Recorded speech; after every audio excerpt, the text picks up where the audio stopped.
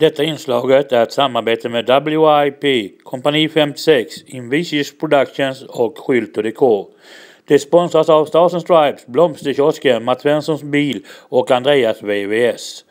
Ja, kära tittare och lyssnare, glöm nu inte att det är på kkam.se ni finner allt. Från färska intervjuer till skrivna reportage och direktsändningar. Ja, redan under tisdagen kan ni se en ny direktsändning från uppsnacket på Stars and Stripes. Och det ser ni även i Stars and Stripes-appen.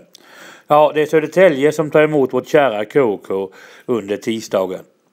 Karlskrona har revansch att utfordra efter förlusten mot Rögle senast. Då stod vi på hälarna i 2 perioder. Vi gjorde absolut ingen bra match. Nu är det dags att snäppa upp sig. Sista fighten innan en välbehövlig vila. Hur ska vi då vinna mot Södertälje? Ja, det gäller att vi går tillbaka till grunderna. Att vi åker mycket skridskor. Att vi är noga i passningar. Inget duttande. Att vi tillsammans hjälper varandra över hela banan. Jag vet att det kommer att finnas KK på plats på läktaren imorgon. Och övriga, ja, de sitter förstås tillsammans och hejar fram KK här i Karlskrona. Det är en del små ändringar i laget imorgon. Och vilka dessa är, ja, det får ni reda på i uppsnack från Stars and Stripes. I Stars and Stripes-appen eller på kkam.se.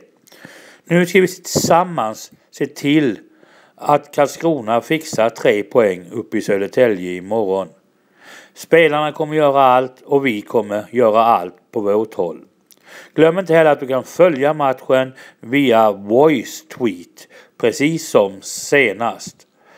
Nu gör vi så att vi syns på Stars and Stripes för att heja fram KK tillsammans. Och där har ju förstås KK en livesändning. Och fram till vi hörs, glöm inte, du vandrar aldrig ensam, för det är vi som är KHK.